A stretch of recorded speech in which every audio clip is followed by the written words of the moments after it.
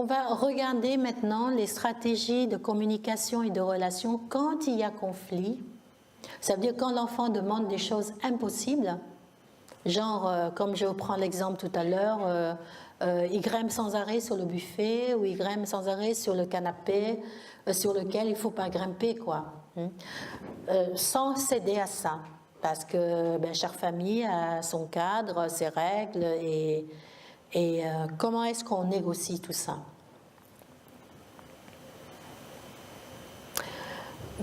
Donc, rappelez-vous toujours, souvent un enfant qui n'écoute pas, qui désobéit, qui transgresse les règles, qui est provocateur, comme on dit, c'est souvent un enfant en souffrance, c'est très souvent un enfant en souffrance, et c'est très souvent le besoin d'attention qui a été malmené, pas assez nourri, en manque.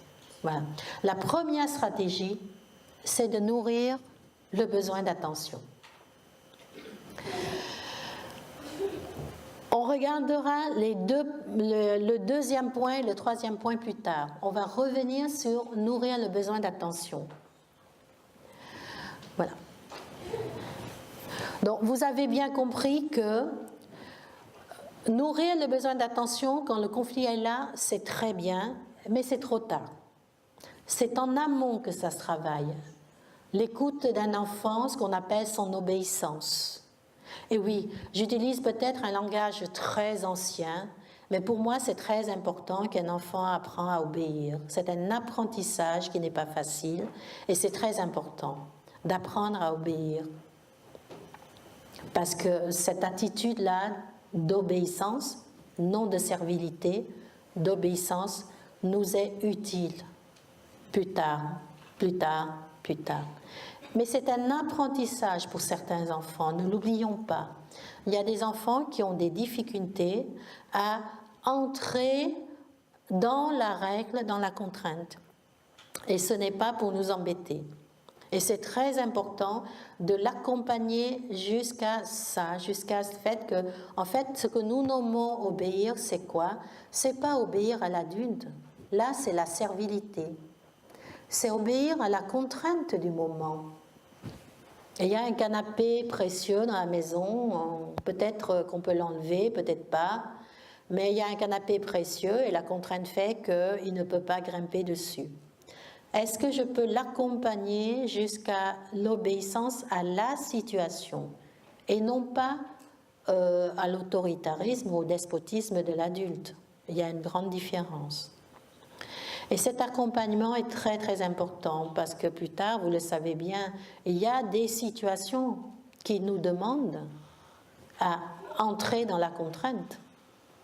Donc si le mot obéir ne vous convient pas, utilisons l'expression accepter la contrainte, entrer dans la contrainte. C'est un accompagnement. Comment accompagner cela sans endommager l'image de soi de l'enfant? Ça se passe bien en amont que le conflit. Le conflit, c'est déjà trop tard. Donc, on a vu tout à l'heure comment on gère le conflit pour sortir de là, mais le conflit, c'est déjà trop tard. Ça se prépare bien en amont en donnant une qualité d'attention en dehors du temps de conflit. Je sais, moi j'ai élevé des enfants, donc je le sais, nous sommes des adultes débordés, on manque de temps. On manque de temps pour nous d'abord, on manque de temps pour nos propres soins à nous. La vie nous demande toujours plus, la vie, la société, l'existence nous demande toujours plus. Et quand l'enfant est tranquille, on a juste qu'une envie, c'est qu'il nous fiche la paix pour qu'on aille sur l'ordinateur, regarder Amazon si on ne trouve pas le tapis vert qu'on veut. Et c'est légitime. Seulement, on va essayer de gérer ça.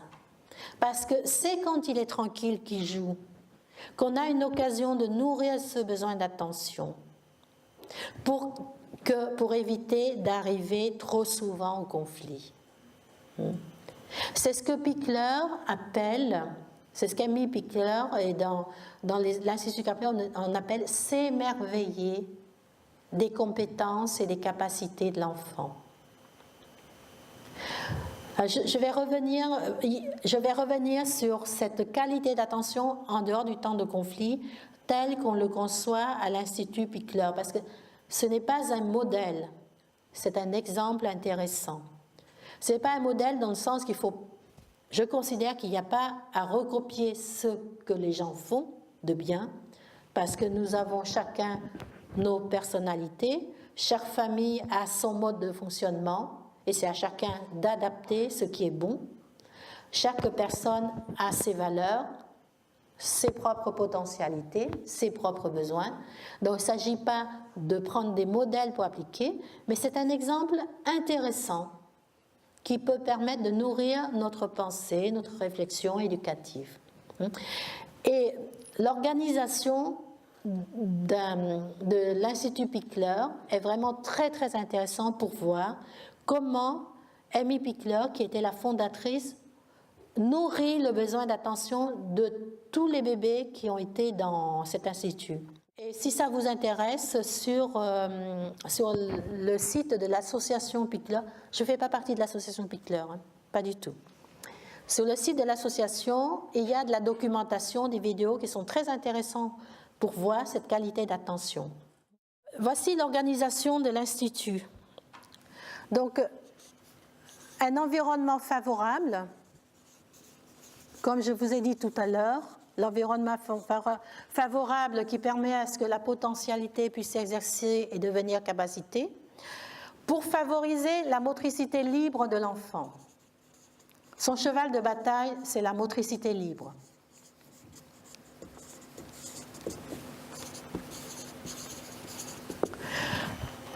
Elle organise aussi les actions des nurses. Les nurses, c'est les dames qui s'occupent de ces petits, en leur demandant de ne pas montrer des modèles à l'enfant. Montrer des modèles, ça veut dire, on le fait souvent, hein, on le fait avec beaucoup de bonne volonté, on le fait souvent. On lui donne un livre à un bébé, un petit d'1 an, et on lui montre tout de suite comment on utilise le livre. Donc on va tourner les pages, on va lui montrer que c'est pour lire. Vous voyez ? Elle demande aux nurses de laisser l'enfant explorer par lui-même le plus possible son environnement, son corps.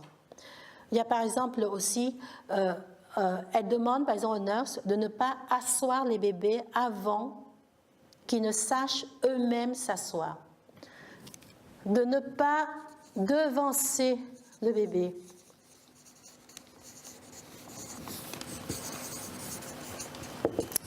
Le petit dans ses compétences et dans ses découvertes. Le laisser vraiment évoluer à son rythme. Et si on regarde à travers la grille des besoins et des potentialités, on voit bien qu'elle essaie, en organisant un environnement comme ça, elle essaie de répondre aux besoins de découverte de l'enfant, aux besoins de mouvement. J'écris mal, mais si j'écris bien, ça prend trop de temps. Aux besoins de liberté, un paquet d'autres besoins, je regarde. Aux besoins d'exploration, aux besoins de sécurité, un paquet d'autres besoins. Aux besoins d'attention. J'insiste sur ce besoin d'attention. L'organisation de l'Institut est très rigoureuse pour nourrir ce besoin d'attention. Qu'est-ce qu'elle appelle environnement favorable? Pour favoriser la motricité libre. Chaque nurse s'occupe de 6 ou 7 enfants, 8 enfants, je ne sais pas. Et pour que chaque enfant puisse avoir cette qualité d'attention de la nurse, elle demande à ce que quand la nurse donne le bain, change la couche ou donne à manger, qu'elle ait son attention exclusivement tournée vers l'enfant. Et c'est très beau à voir sur les vidéos, c'est très parlant. La nurse, le temps de soins, le système Pickler repose sur 2 pattes. la qualité des soins, ce qu'elle appelle la qualité des soins, et la motricité libre.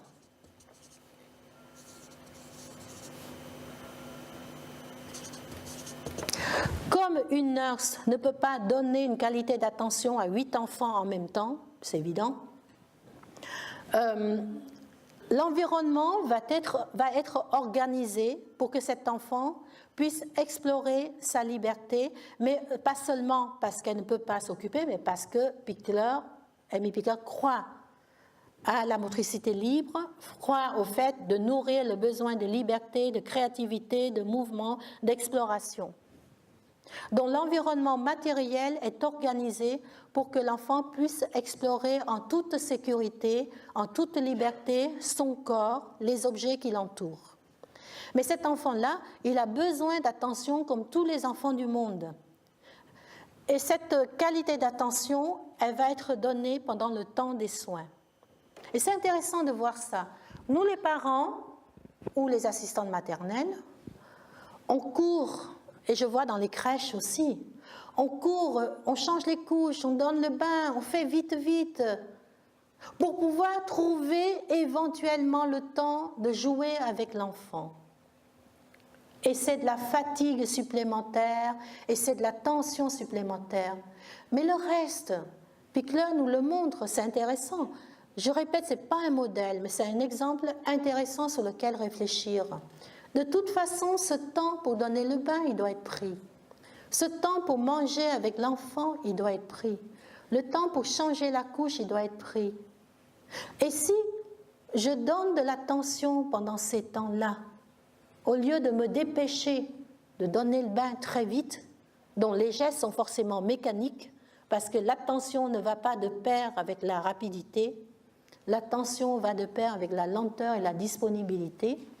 Et si je mange tout en donnant de l'attention, et si je change la couche tout en donnant de l'attention. Et là, dans les vidéos, on voit très bien quelles sont les stratégies par lesquelles les nurses passent pour donner de l'attention, pour favoriser ce besoin de mouvement. Un exemple.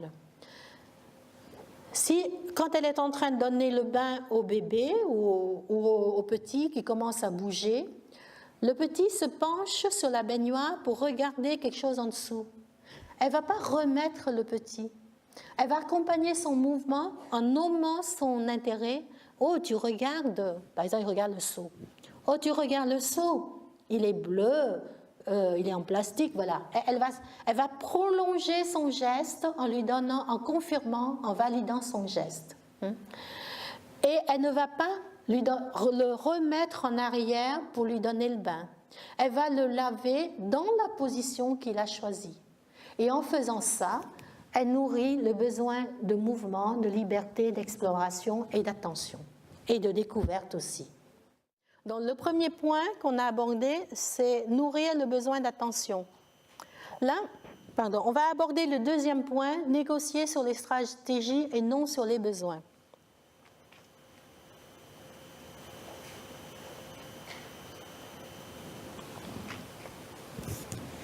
Ça veut dire quoi?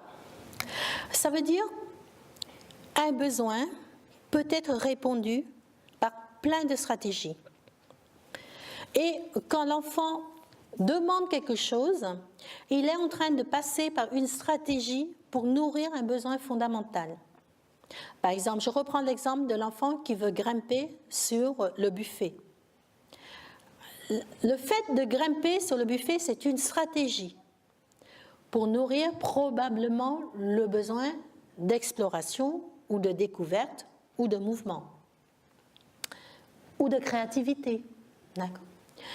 Et souvent, on va refuser la stratégie parce qu'elle n'est pas acceptable, mais on ne franchit pas le pas suivant qui est de quand même répondre aux besoins fondamentaux qui est à l'arrière-plan de cette stratégie.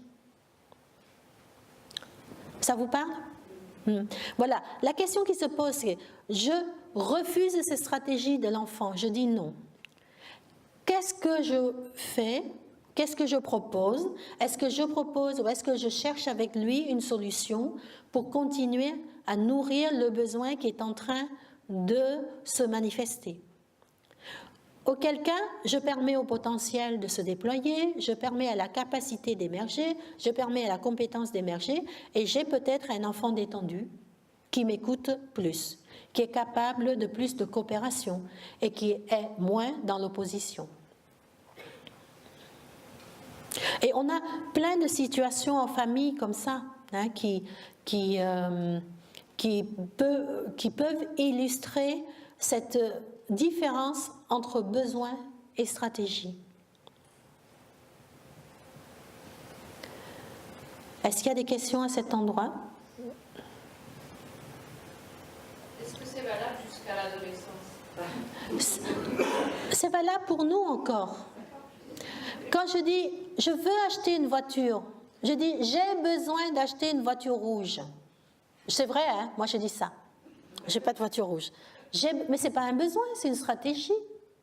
Et quel est le besoin qui est derrière? Vous voyez?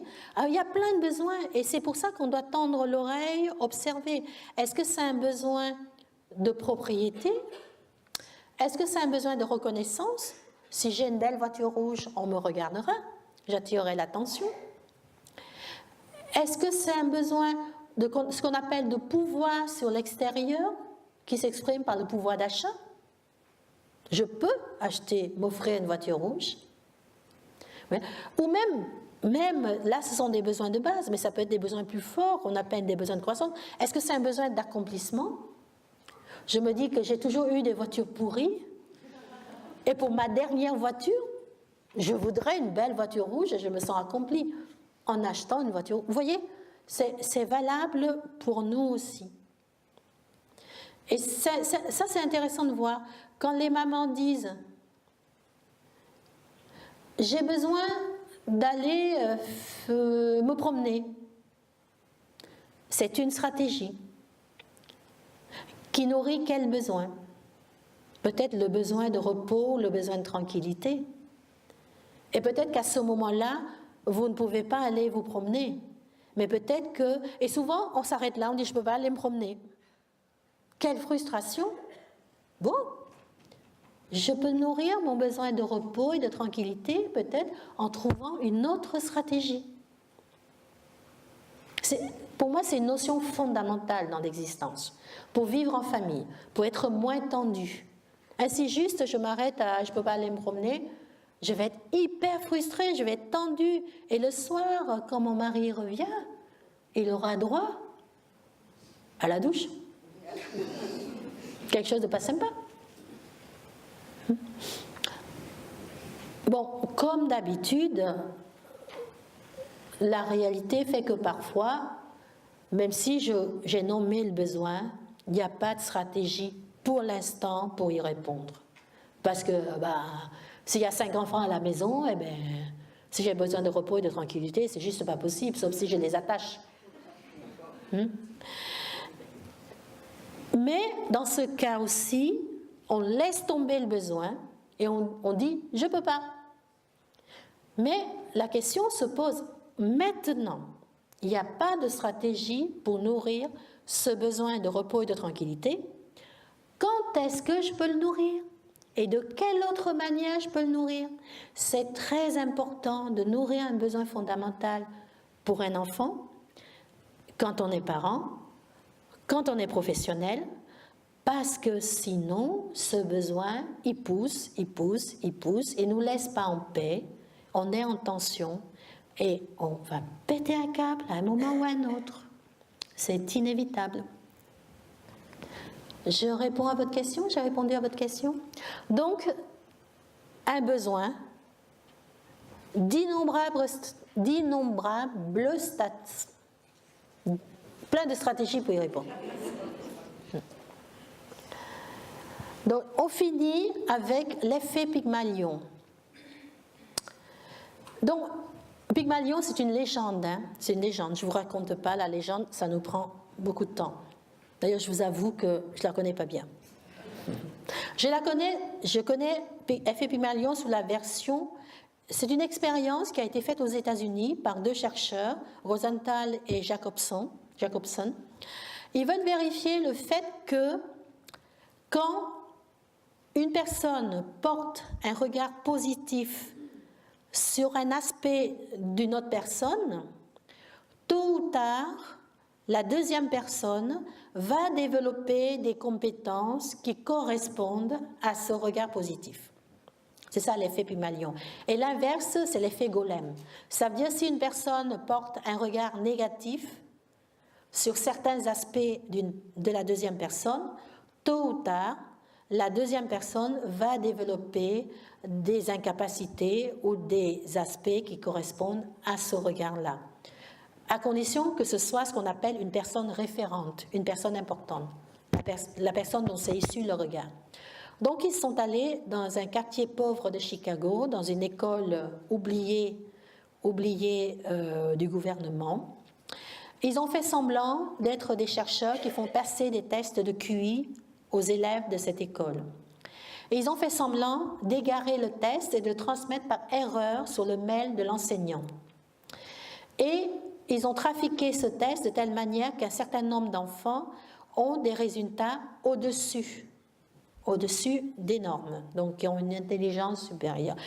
Donc ils ont voulu faire croire à l'enseignant que certains enfants ont une intelligence supérieure à la moyenne, ont des capacités intellectuelles.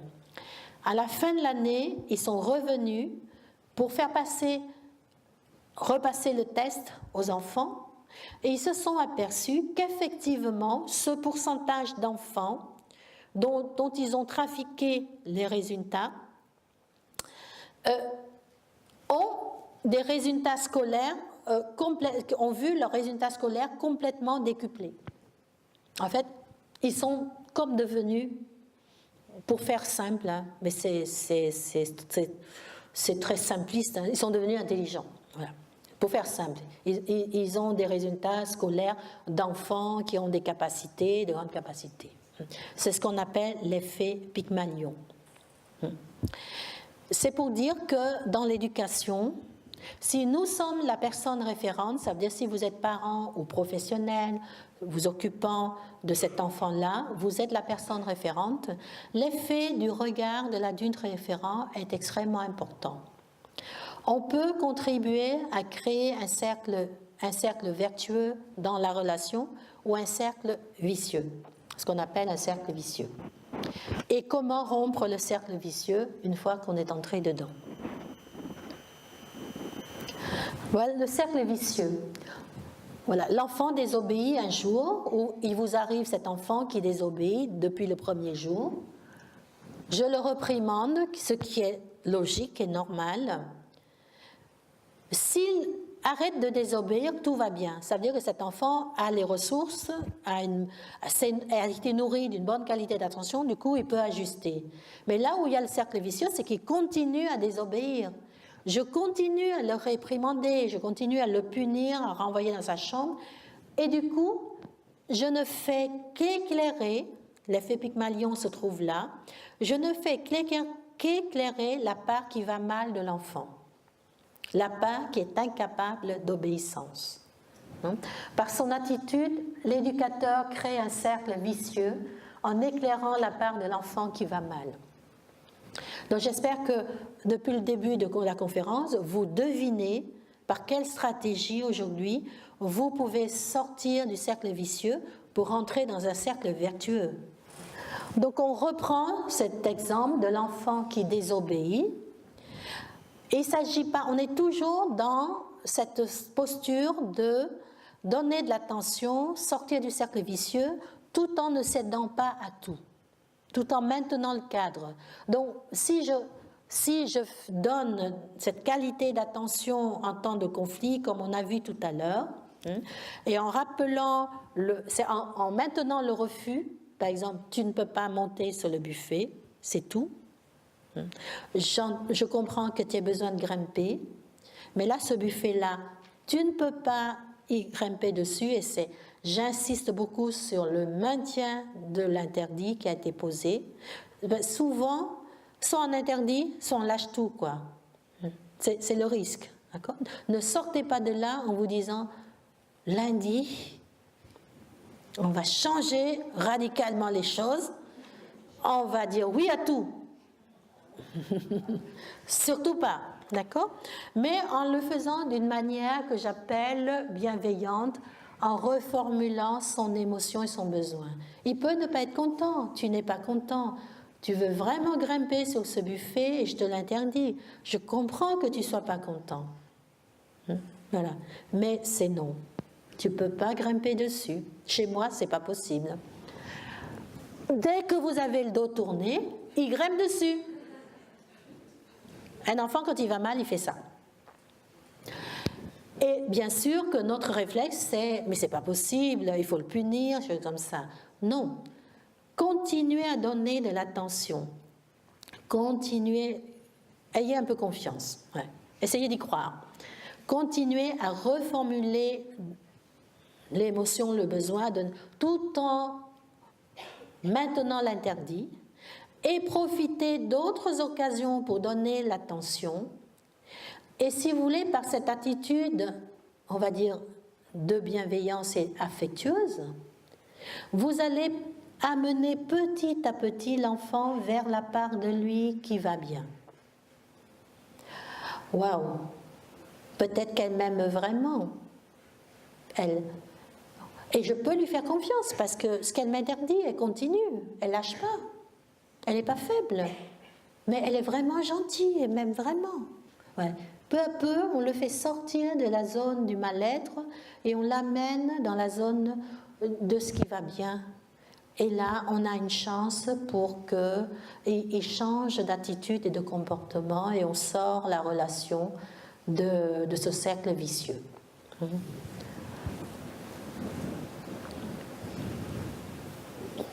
Je crois que j'ai tout dit.